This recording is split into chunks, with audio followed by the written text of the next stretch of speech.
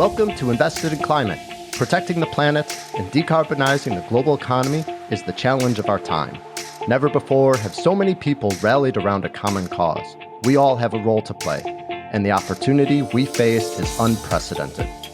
Invested in Climate aims to help people do more to address climate change through their work, investments, learning, lifestyle, and activism. I'm your host, Jason Rissman. I co-lead a climate venturing practice at the design firm IDEO, supporting early-stage climate founders and organizations. I'm also an investor and startup advisor, and have realized that when it comes to climate action, I'll be a lifelong learner looking for the best ways to have a climate-positive impact. If you like what you hear, give us a good rating on Apple, Spotify, Google, or wherever you found us. Follow us on social, subscribe, and spread the word. Find episodes, sign up for updates, get in touch, and visualize your climate action at investedinclimate.com. Thanks for joining.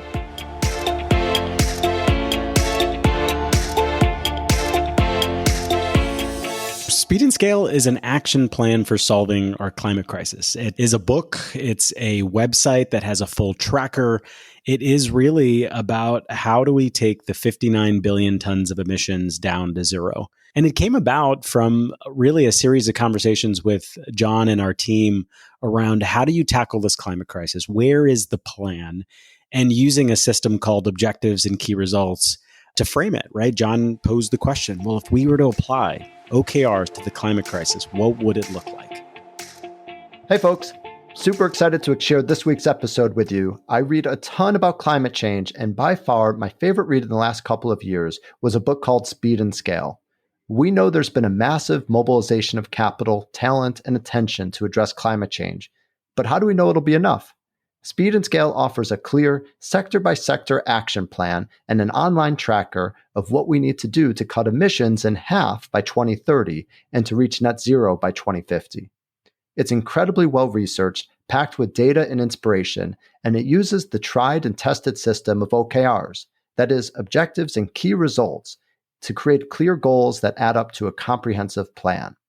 So some quick context for you.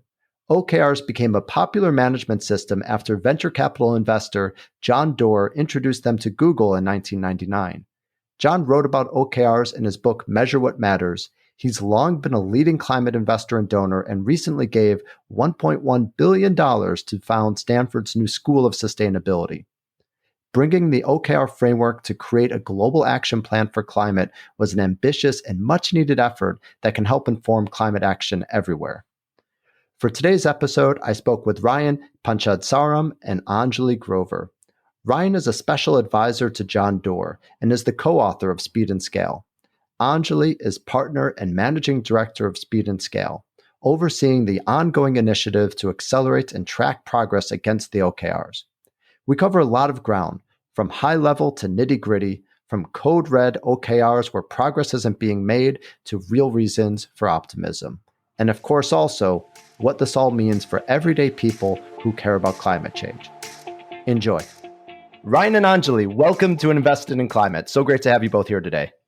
Great to be here. It's wonderful to be here. Fantastic. Well, we're a few weeks out from Climate Week. Excited to get to see you in person and start getting to feel together as a community in the climate space. What are you looking forward to most during Climate Week?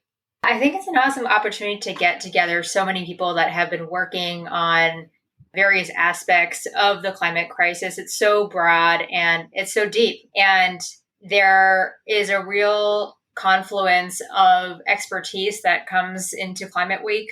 And I think we get a great cross-section of folks from across the country, but also people from across the world. And so, it's I think the U.S. is sort of marquee event as far as climate goes. And I'm really looking forward to it. There's going to be a different kind of energy there, Jason, as well, too. I think if folks would have told you, if you asked that question a month ago, well, the U.S., right, wouldn't be in the lead from a policy point of view. And because of IRA, you've got a leadership position that the U.S. is coming into these conversations with. It also creates great space for, when you think about the local efforts that need to happen and all the groups that have been just really pushing really hard for action to happen at the state and local level. We get to have space for those conversations, right? Because the federal government has done a portion of its part, and now the conversation during Climate Week, at least on the U.S. side, can be about what do states and local governments do. Great. Well, like I said, very excited to see you both and get to be part of that. And hopefully a lot more progress will actually happen during the week. Let's dive in. So much to talk about. And let's start by first getting a sense of what speed and scale is and how it came about. So, Speed and Scale is an action plan for solving our climate crisis. It is a book, it's a website that has a full tracker. It is really about how do we take the 59 billion tons of emissions down to zero. And it came about from really a series of conversations with John and our team around how do you tackle this climate crisis? Where is the plan? And using a system called objectives and key results to frame it, right? John posed the question, well, if we were to apply OKRs to the climate crisis, what would it look like? And so we started with a draft set of OKRs, and in good OKR fashion, you have to iterate on them and actually share them with other people. And it kicked off a series of conversations with folks that were, everyone from policymakers to activists to entrepreneurs to engineers to political leaders to find out what was missing, what needed to be done, and what were the measures that mattered the most. And after, the momentum around it, well, when I say momentum around it, I mean, this was really at the start of COVID, all these conversations we were having were being recorded, right? Because we were using Zoom. We felt like we were learning a lot. Remember, these OKRs were at first, what were we going to do to help tackle the crisis? Just the sheer amount of knowledge that these experts were sharing, we felt that we couldn't keep it to ourselves, Jason. And so the book was born from that. It's got the 10 objectives, 55 key results. It's got 35 stories. It's packed with, the insights of over 110 different experts. And so that's what Speed and Scale is. It's a very clear, numbers-driven, inspirational story, packed action plan. I think there is, sometimes we say it's more than a book. So obviously you can buy the book. But what I think is probably the crowning achievement here is that we've managed to distill the plan onto a single page. And, you can go to speedandscale.com and download your copy of the plan. One of the things that we've heard over the last few months is that it really has been so useful in helping people to break down the problem, to understand, okay, we get it. We believe that there's a problem. We know that we want to do something about it. What is it made up of? What are the sort of sub issues underneath? And what are the solutions that we need to be focused on? So it's a book, it's a plan, and now it's a platform. I have to say, having used OKRs throughout my career and especially my time at Google, I was thrilled when I heard about the book, and it really lived up to the promise of creating a very clear, very actionable plan that looks holistically around the world at all that we need to do to reach some important climate milestones. Let's get into the specifics and talk about what those are. So 6 of the 10 OKRs focus on specific emission reduction areas, and 4 are accelerants, as in interventions that help the overall decarbonization effort. This is an arduous task, but I'm going to ask you to quickly provide a flyover of the 10 OKRs, and then we could drill down and get more specific. As you said, it's broken out into sort of solutions and accelerants. And in the solution areas, we really are focused on what are the sources of emissions. So we've got electrified transportation. That's pretty well-trodden territory. Most folks know that we need to electrify our cars, our heavy-duty vehicles. We've also got to find sustainable aviation fuel and find ways of making long-haul shipping more carbon-friendly. We've got to decarbonize our grid. And that, for most folks, means wind and solar is what they sort of think of. But we've also got to find other zero-emission ways of powering our society. We've got to move away from fossil fuels as quickly as possible. The third objective that we have is really around fixed food. And I think the culprit that comes to mind is the cow, eating less beef and dairy. But there's other aspects to this. We've got to find ways of making low emissions fertilizers, which are very carbon intensive and have other greenhouse gas issues associated with them as well. Rice is hugely carbon intensive, and there's huge amount of methane emissions that come from food waste. And we're wasting a lot of it. An estimated 33 to 40% of the food that's produced today does end up in the landfill. So we've got to figure out how to waste less food. That comes from both the sort of consumption end of things, but it also comes further up the chain, mostly in developing countries where we see more problems around storage and transport. The problem is not isolated to what we eat. That's a big, big part of it, but we've also got to address other parts of the problem as well. Our fourth objective is to protect nature. That's to end deforestation, to protect our oceans and our lands. We've got to clean up industry, which really means taking those hard to abate sectors like cement and steel making and figuring out how to make them more clean. We know that the world is going to continue to grow over the next 30 years, so not producing is not an option. We've got to figure out how to do those things in a cleaner, greener way. And lastly, we've got to remove carbon, because we're not the only ones that are going to tell you this, but there are, even if we try as we may on all of the other fronts, we're going to be left with 10 gigatons of emissions that we've got to figure out what to do with. And our plan calls for a mixture of both nature-based removal as well as engineered carbon removal to address those remaining emissions. And so, Jason, Ange covered the first 6 objectives, right? That gets us from 59 to 0. But we know that, if we do that in the next 100 years, that's too slow, right? We've got to get to 0 by 2050 and find a way to cut our emissions in half this decade. And so we've got to lean on 4 accelerants to get us there. The first is winning the politics and policy, right? This is having countries not only make commitments vocally, but pass the legislation needed to accelerate the transition. We then have to turn movements into action. This is everywhere from the ballot box to the boardroom.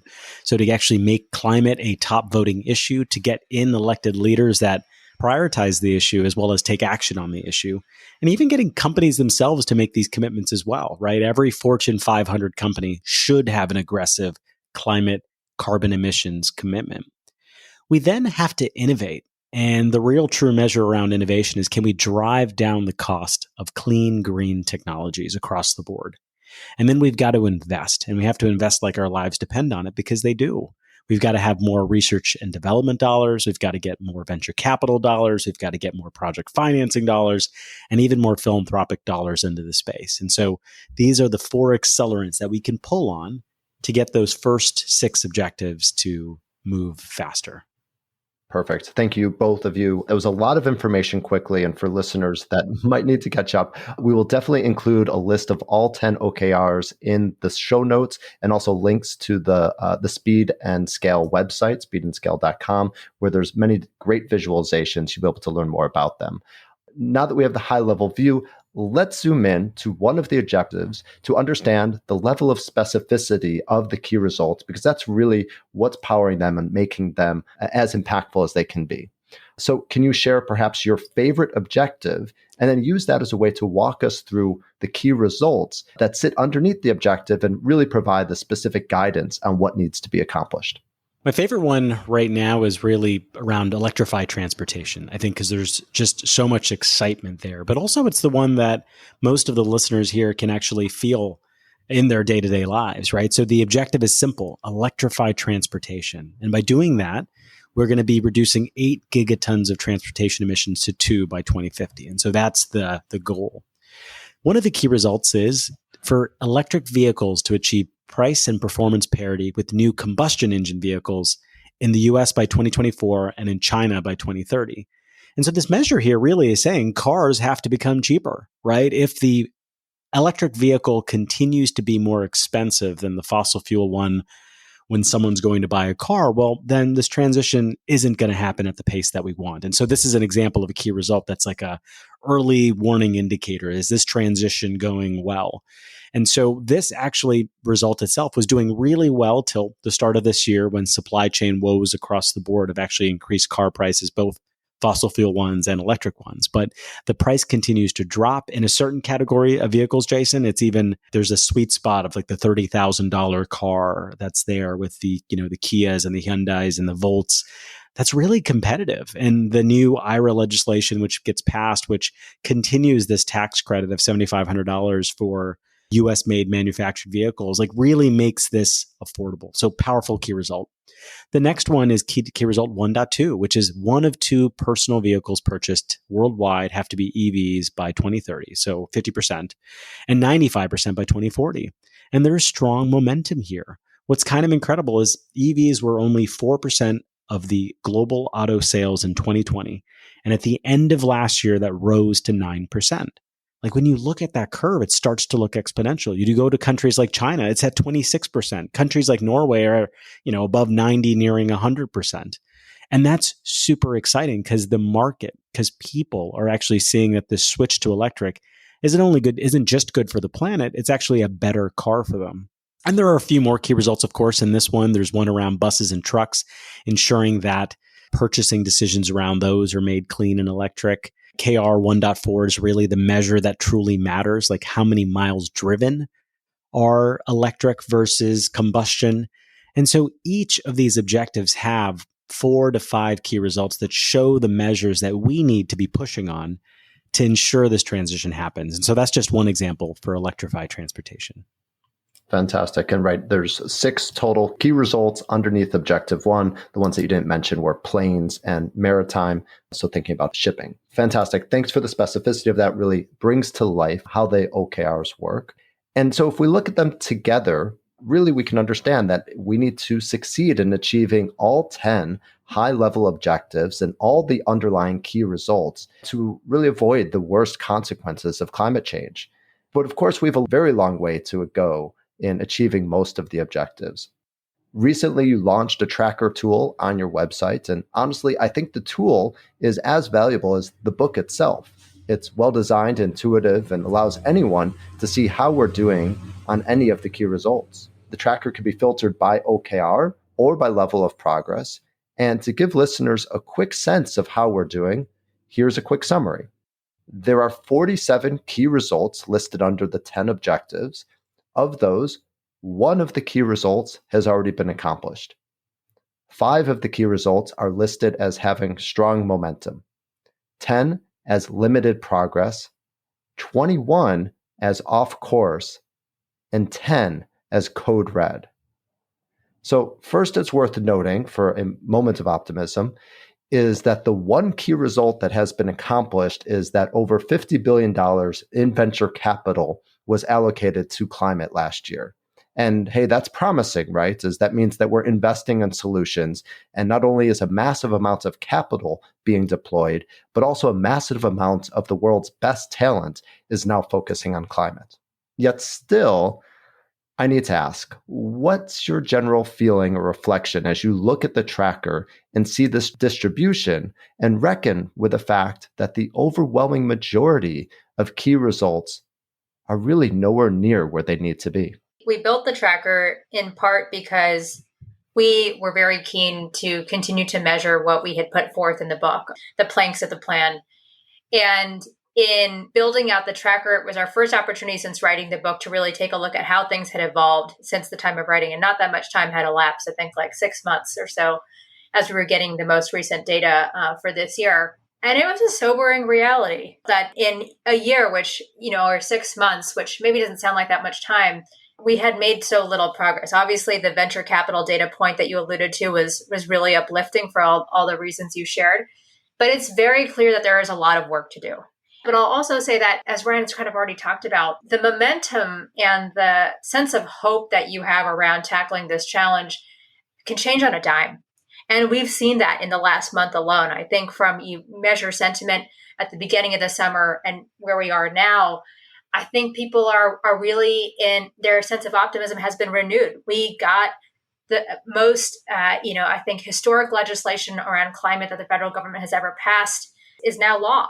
And we expect that to not only have great effect here in the United States, but there to be knock-on effects that we see unfold in commitments internationally. So it's sobering for sure. There's a lot of work to do. And I think that is even more of a reason for people to stay focused on this issue.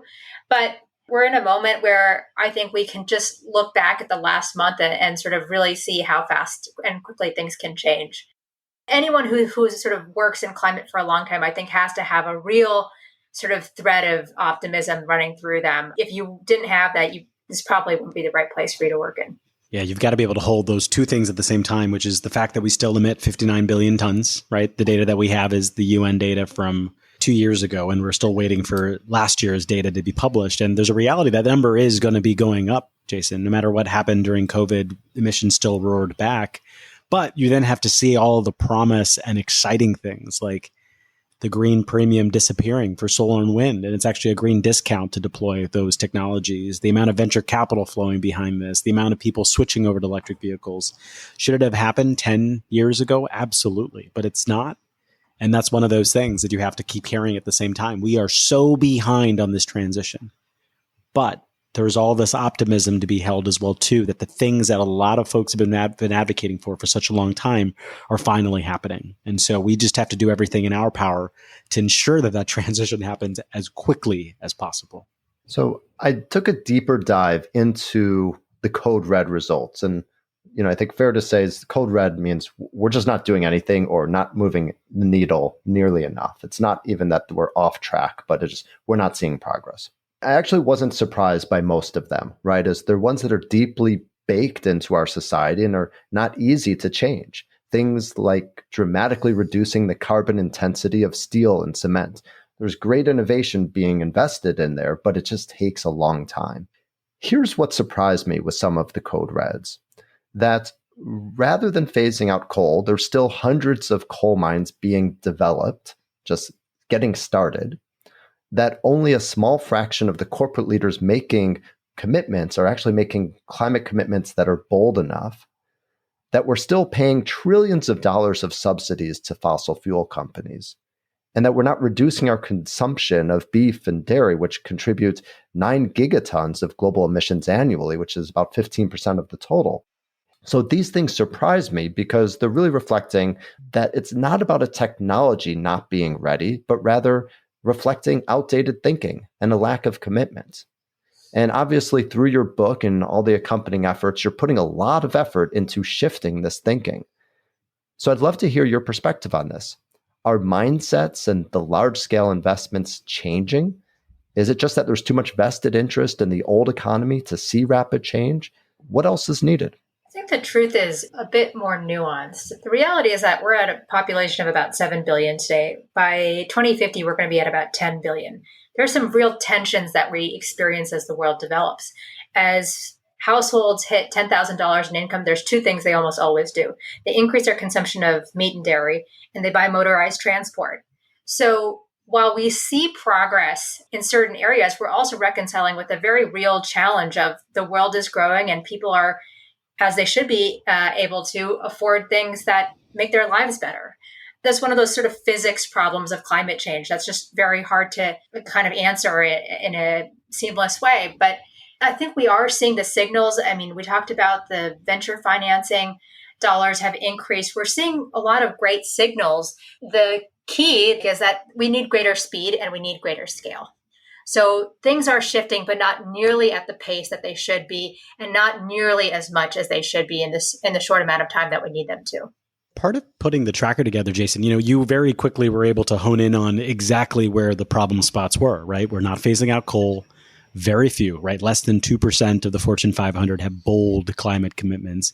Trillions of dollars of subsidies are going out there, and that our consumption of beef and dairy is still high. Those are key results that we want people to focus on. Because for those four, decision makers, everyone from a policymaker to an activist to a employee at a company, can start to bend and move the needle on these. And so part of why we are putting so much effort behind speed and scale, and this is around pointing people towards the gigatons and really letting them use their agency, let them use their leadership power and position to help take action on this. And so, yes, to answer your question around, is there a lot of vested interest in the old economy? Absolutely. Remember, 59 billion tons of emissions are someone else's business model, right? You're emitting tons when you drive your fossil fuel vehicle. Switching to a Tesla or a clean green one is switching to a new economy. And so absolutely, there's a world of vested interest, but we have to switch it. And it's not going to be easy. And there are a lot of lessons from, the prior clean tech wave that we've been able to learn from. And we're trying to do it right this time. One of the other interesting things to pay attention to is that the rate of change is not going to be constant or linear. And though we're not always, getting green lights across these KRs, it is really interesting to see how some of them advance year over year. So for example, on KR 1.2, around the sale of electric vehicles, we saw EV share rise from 4% in 2020 to nearly 9% in 2021. That's not a linear change. And I think that's a kind of great reason for hope. You can imagine that if we make those kinds of leaps across a multitude of KRs, that this is very doable. This is very achievable. And I think, not every KR is going to advance in that kind of way, but there certainly is reason for hope. So let's talk more about the reasons for hope as you are monitoring progress around the world. What's most encouraging to you right now? So reasons for hope, on winning the policy and politics, the US is now back in the game, right? That is such an incredible move and sign and signal for the world, right? Europe and its commitments have actually been really strong these past 2 years. The US going up in there with them really puts pressure on countries like China and India and others to step up their game. In the world of turning movements into action, what we're seeing is, yes, while the number of companies that have a significantly aggressive climate commitment is only at that 2% number, we've been trying to engage with every single Fortune 500 company to get clarity on what they really mean around their goals. And when we spend time with them, they want to be ambitious. They want to put a really aggressive goal out there. And so I think what you're going to see is this refresh of really clear, ungreenwashed goals from the people that are really doing meaningful things, right? The companies that are putting investment around cleaning up the energy that's coming up into their buildings, turning their fleets electric and so forth. I see a lot of hope in the world of innovation, right? Last year, it blew through that, the venture capital dollars mean that there are companies that are actually working on new forms of energy, new forms of storage, new forms of, producing hydrogen more cheaply and effectively. I get hope around the consistent pace of project financing that's going behind solar and wind and battery projects around the world. There's a recent piece by Bloomberg that was kind of, they do projections out there and in the future. And one of them was showing one of their projections, which is they're tracking the number of solar plants that are being commissioned in the world. And by 2025, it's near that 1,000 gigawatt mark, that there will be that much production in 2025. And the reporter kind of, says, well, that's 5% of the world's energy use. And that kind of optimism around, if we get to that pace by 2025, we're producing near that 1,000 gigawatts of solar, and it's adding 5% plus 5% plus 5% every year after that.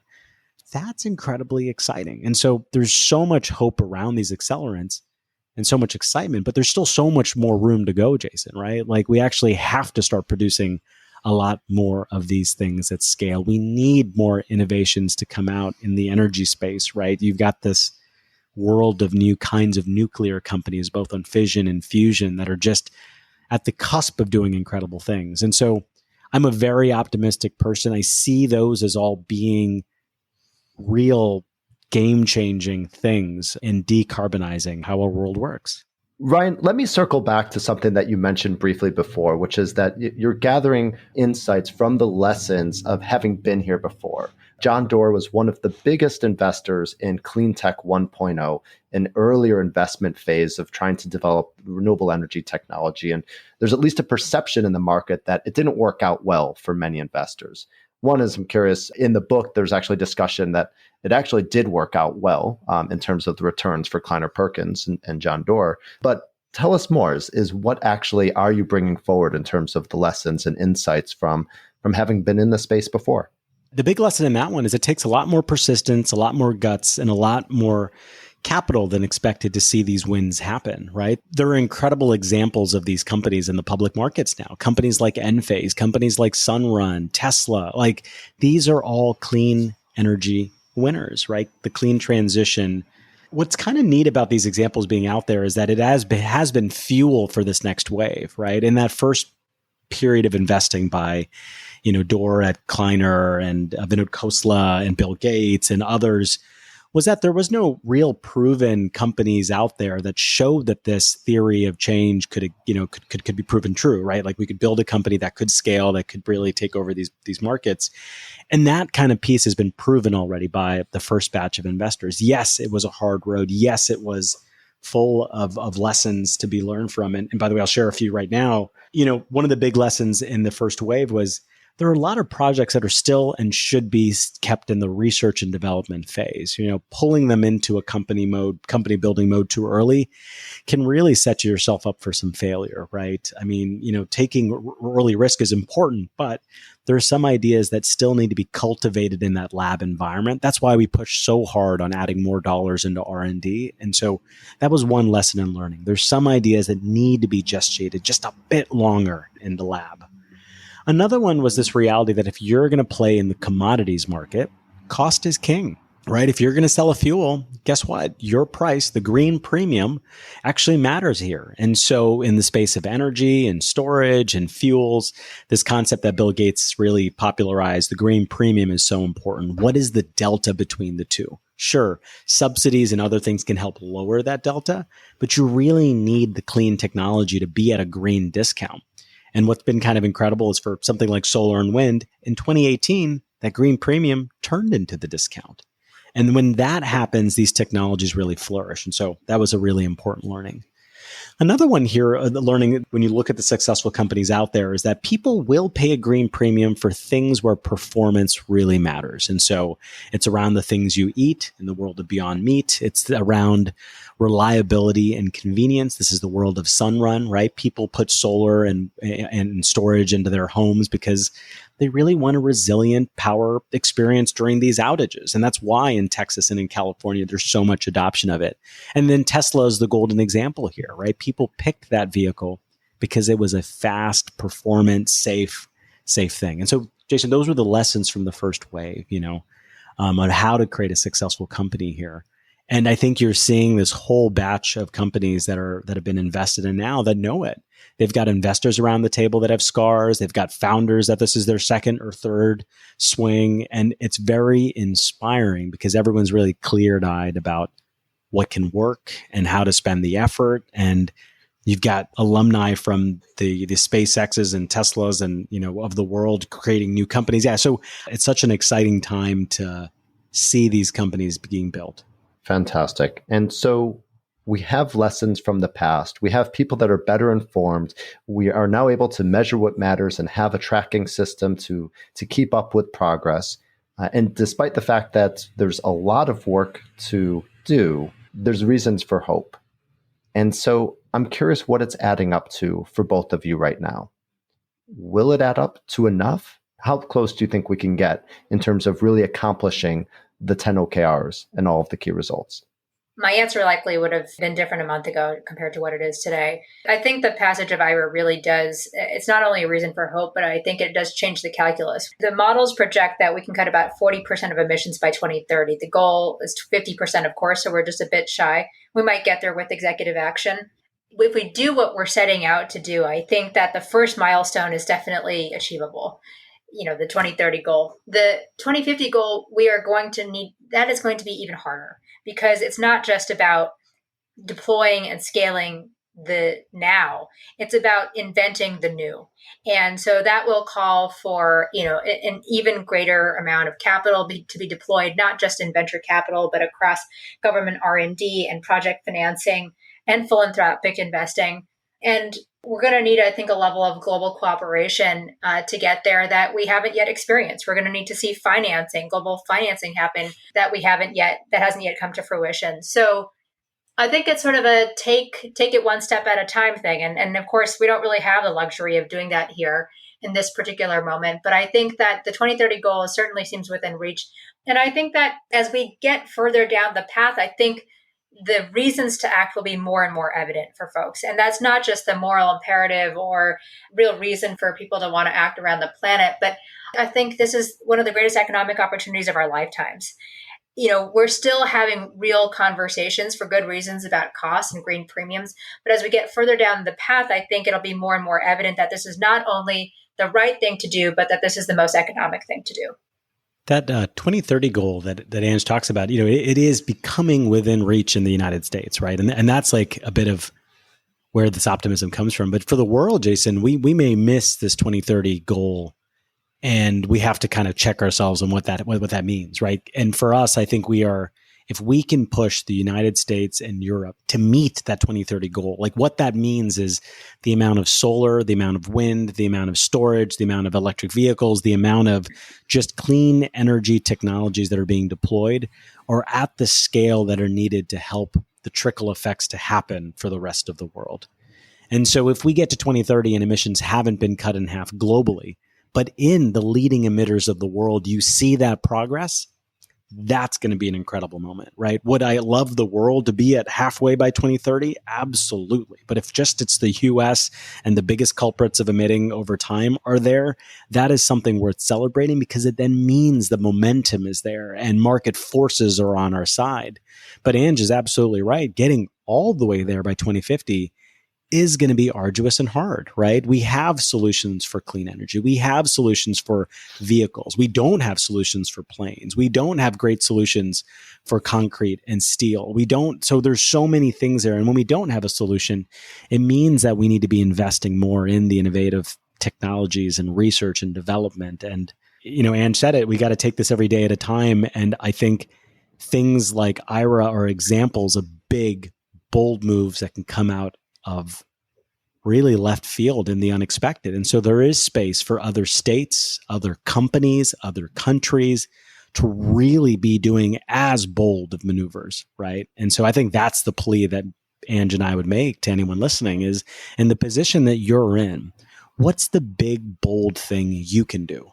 What's the big, bold thing you can get your colleagues or a cohort, your community to do to show that this really matters?